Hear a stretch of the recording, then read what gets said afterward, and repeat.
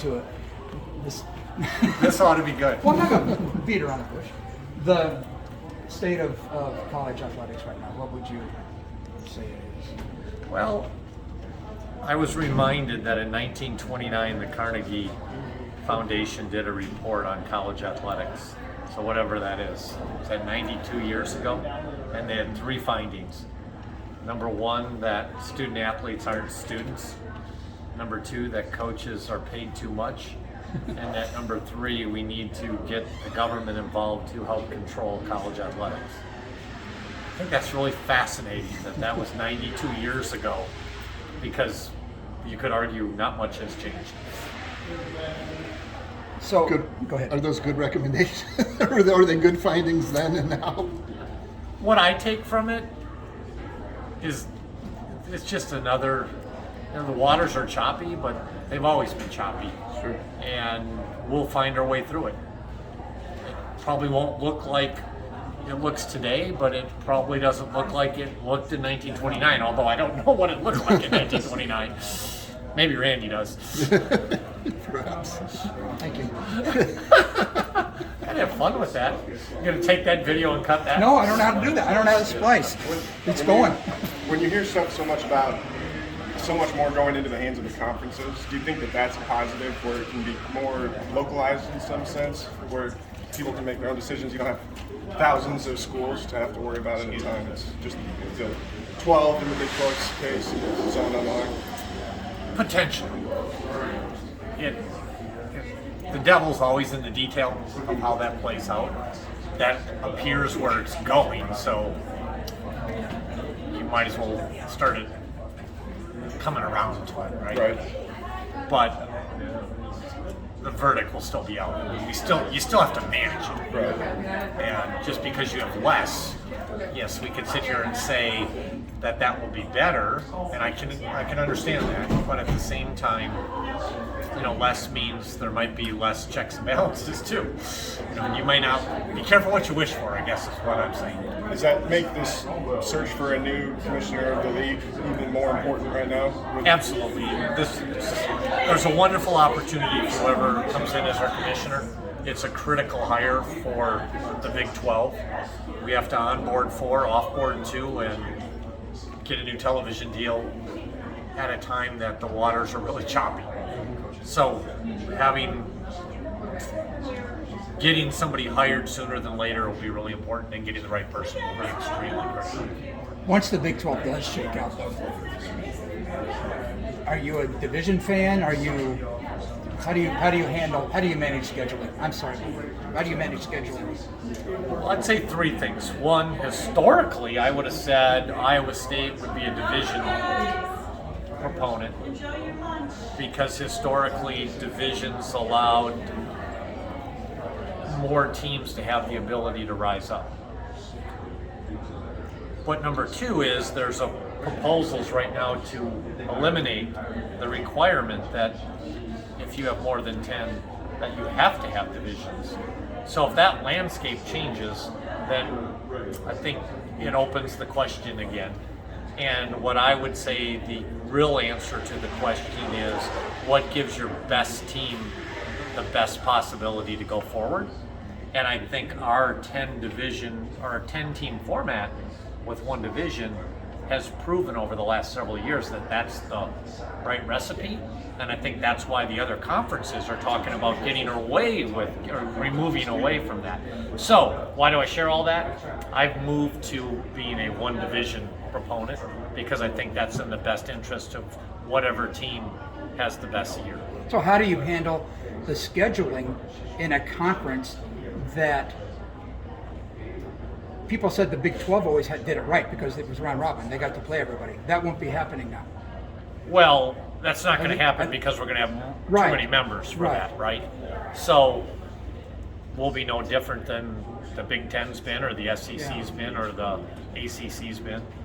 So you have to look at that and say, what gives the best chance for your best team? And it probably is to have 1 division, and you're going to be victim of, or benefit from, who you don't play or who you play. these new schools that are coming into the conference, what are some of the things that you feel that they bring to the table that's the strongest? I think what's been the most refreshing part is it's for members and fan bases that are really excited about coming to the Big 12. For the majority of my time, it's always been about what's wrong with the Big 12 or who's leaving the Big 12. So it's really refreshing to have 4 schools that are just really excited about being here. And then secondly, I think if you look at those 4 schools, their profiles, at least more recent in football and basketball, have been very, very competitive nationally. And then 3, they're all big, robust schools in new parts of the country that I believe will add some additional excitement to our conference.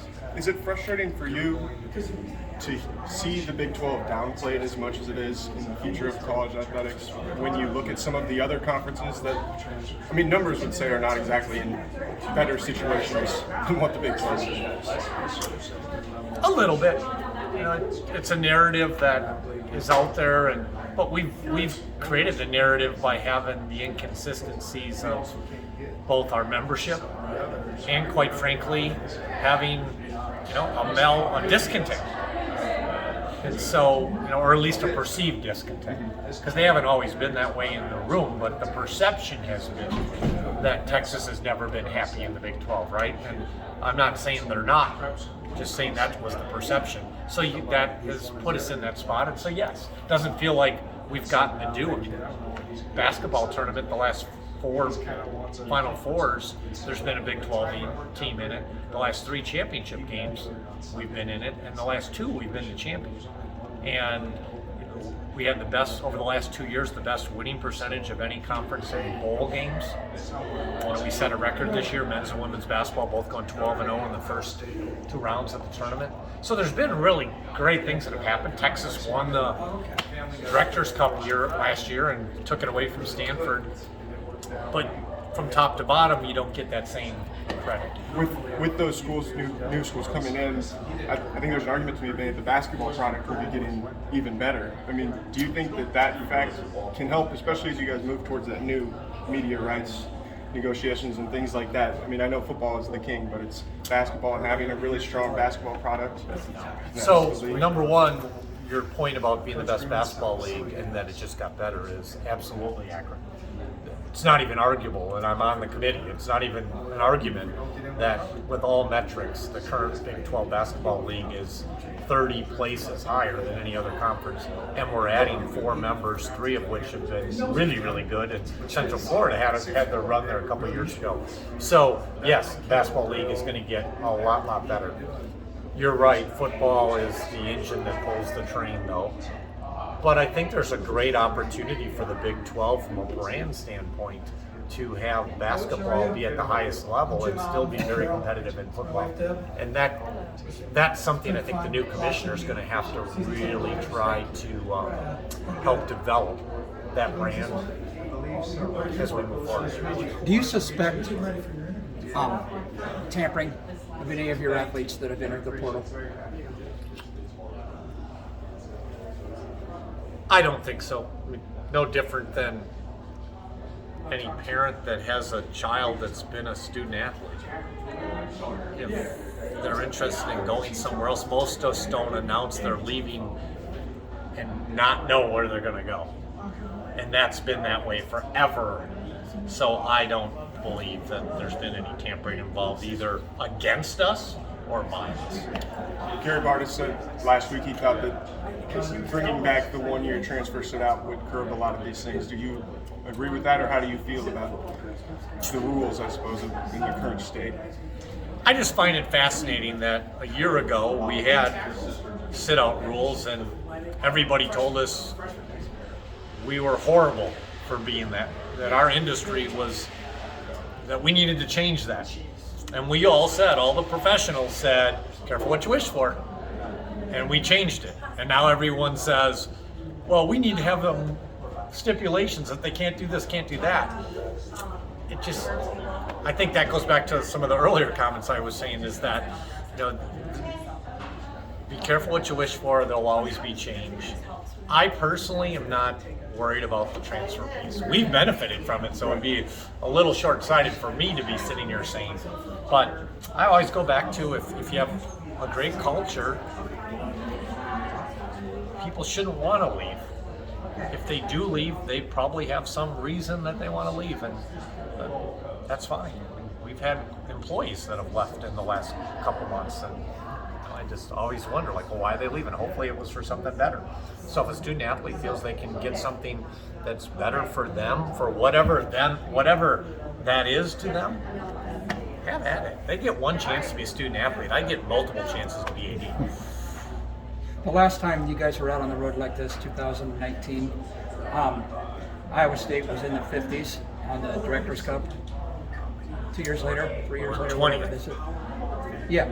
Yes. Now you're a lot higher. So I would say this. Well, Why? we're 20th. Yeah. I would say this. Because we've talked about it internally. If you go back to when we were dealing with COVID, and when we talked about some of the principles that we were going to try to deal with as we dealt with all those challenges, one of the things we said is whoever comes out of this better will be in a great position to have success sooner than others. And one of those principles was our coaches taking pay cuts and giving up their bonuses, so we never laid off an employee. And we joked about it internally at that time and said, Coach Campbell, when you come back, you're going to want the equipment managers and all those entry-level people that would be the easy people to lay off in tough times. And so we laid nobody off. And I believe that's at the core of why we're in the spot we're in, is we were better positioned. And now we're getting the benefit of that by having our best year athletically ever, by being in the top half of the Big 12, winning the Cy-Hawk, and being 20th in the Directors' Cup.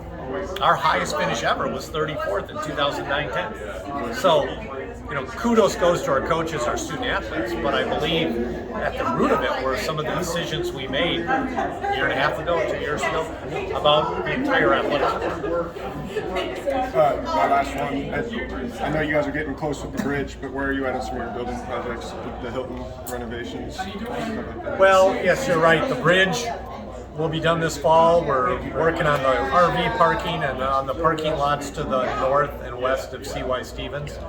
And those are big projects that are all funded by the athletics department. And, we're going to have to kind of regroup here now and see what happens next. Clearly, Hilton, anybody that was at graduation this weekend would say that we need air conditioning. So Hilton is a big piece of that. And, then we're working on a tennis project for the tennis programs. Tennis teams have done an incredible job, and they need additional indoor space and some outdoor courts. So those are the next two that are in the queue. So the